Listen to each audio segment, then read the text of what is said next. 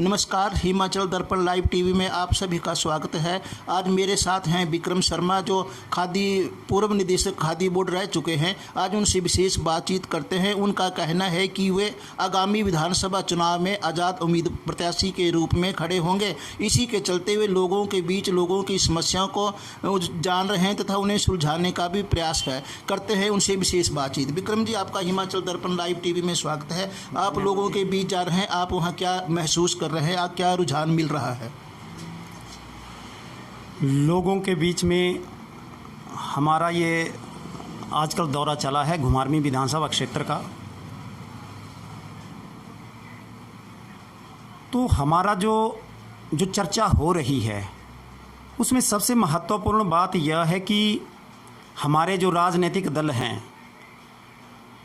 वो जब चुनाव लड़ते हैं तो हर बार के घोषणा पत्रों में उनके जो चुनावी घोषणा पत्र होता है उन घोषणा पत्रों में किसान और बेरोज़गार युवाओं को वो हमेशा अपने घोषणा पत्र में तरजीह देते हैं। लेकिन हैरान कर देने वाला विषय है कि बेरोज़गारी चरम सीमा पर पहुंच गई है। हमारा राजनीतिक दल, कोई भी राजनीतिक दल बिल्कुल सच्चे दिल से कोई भी कार्य नहीं कर रहा है।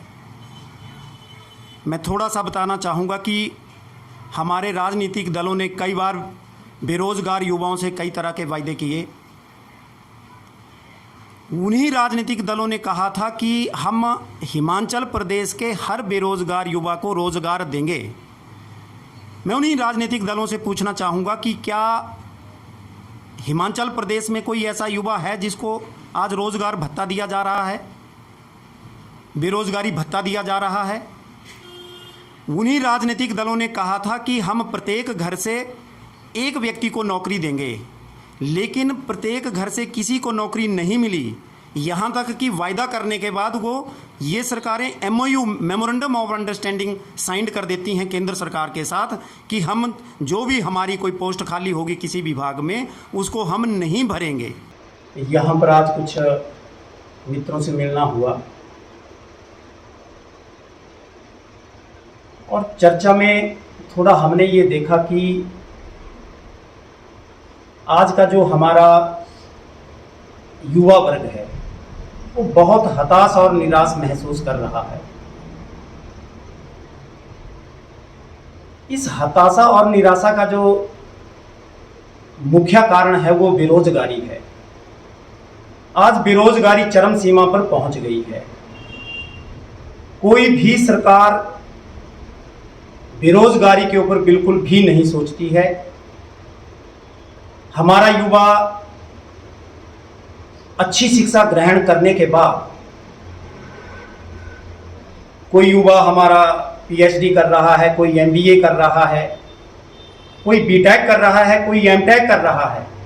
ITI से सैकड़ों बच्चे हर वर्ष ITI करके निकलते हैं, लेकिन जब वो पास आउट होते हैं तो वो मजबूरन पुनः सड़कों पर घूमने के लिए मजबूर हो जाते हैं, क्योंकि बेरोजगारी दिन प्रतिदिन बढ़ती जा रही है। हम घुमारवीं विधानसभा क्षेत्र की ही बात ले लें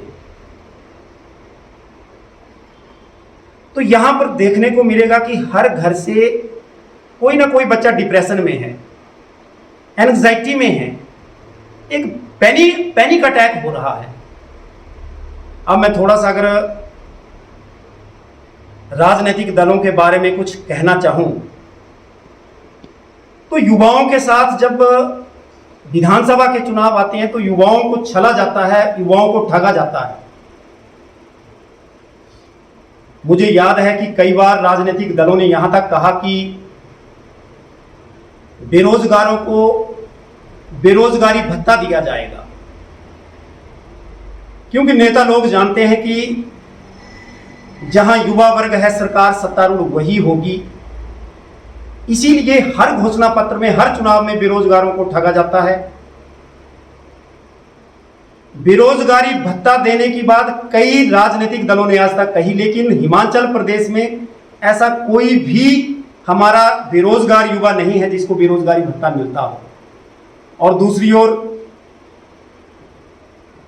हमारे राजनीतिक दल क्या बोलते हैं कि हर घर से प्रत्येक घर से एक व्यक्ति को रोजगार मिलेगा। क्या यह सच्चाई है कि हर घर से हमारी जो प्रदेश सरकारें हैं वो रोजगार दे पाई हैं? बिल्कुल झूठ। ये सारा का सारा सीन, ये सारी की सारी बातें सिर्फ सत्तारूढ़ होने के लिए की जाती हैं। अब मैं घुमारवीं विधानसभा क्षेत्र की बात करना चाहूंगा। यहां पर हमें मंत्री मिला आदरणीय राजेंद्र गर्ग जी, और वो एक रिकॉर्ड मतों से जीते हैं। जब विधानसभा का चुनाव हो रहा था तो वो गांव-गांव में जाके यही हमारे युवा वर्ग को बोल रहे थे कि हम हजारों सैकड़ों युवा वर्ग को नौकरी पर लगाएंगे अगर हम सत्ता में आते हैं। मैं मंत्री महोदय जी से पूछना चाहता हूं कि महोदय, क्या आपको पता है कि घुमारवीं विधानसभा क्षेत्र में कितने बेरोजगार युवा हैं और आपने कितने युवाओं को घुमारवीं विधानसभा क्षेत्र में रोजगार दिया है? आप ये बताएं। जहां तक मेरा ज्ञान है, नॉलेज है, तो मुझे पता है कि मंत्री महोदय ने सिर्फ अपने रिश्तेदारों को नौकरी दी है और जो उस मंत्री के परिक्रमा करते हैं, परिक्रमा करने वालों को सिर्फ 4, 5, 6 या 7 लोगों को वो नौकरी दे पाए हैं। हर भाषण में अगर कहीं कोई बात जब करते हैं कि मैंने फलां महिला मंडल को इतना पैसा दे दिया, मैंने फलां सड़क को इतना पैसा दे दिया, क्या कभी मंत्री महोदय ने रोजगार की बात की, बेरोजगार युवाओं के बारे में बात की कि हमने बेरोजगारी के मामले में क्या कहा था जब चुनाव आए थे?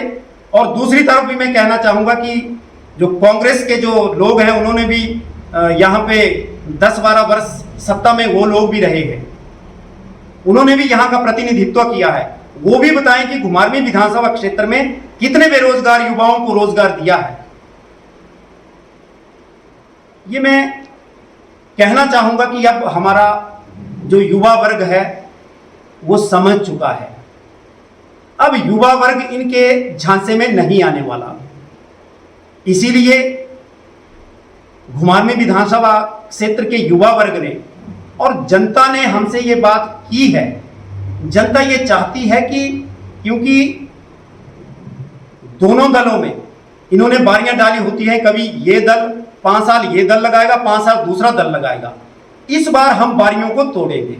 घुमारवीं की जनता ये चाहती है कि विक्रम शर्मा, उन्होंने मुझे स्वयं इस बात से अपील किया है कि आप चुनाव लड़ो, और ये जो राजनीतिक दल झूठी घोषणाएं करते हैं, इस बार हम निश्चित रूप से इन सभी राजनीतिक दलों को धूल चटाएंगे, ये मैं कहना चाहता हूं। विक्रम शर्मा जो पूर्व में खादी बोर्ड निदेशक रह चुके हैं, जिन्होंने आगामी चुनाव में, विधानसभा चुनाव में उतरने का पूरा मन बना लिया है। घुमारवीं से हिमाचल दर्पण लाइव टीवी के लिए पवन चंदेल की रिपोर्ट।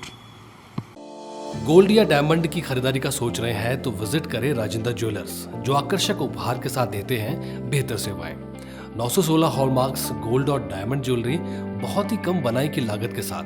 हमारे यहाँ आप खरीद सकते हैं शादी के आकर्षक डिजाइन से बनी ज्वेलरी। तो आइए और खरीदारी कीजिए और कीजिए अपनों को खुश।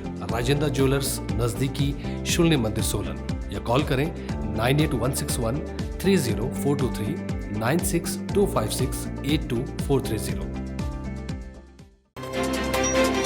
हिमाचल दर्पण लाइव टीवी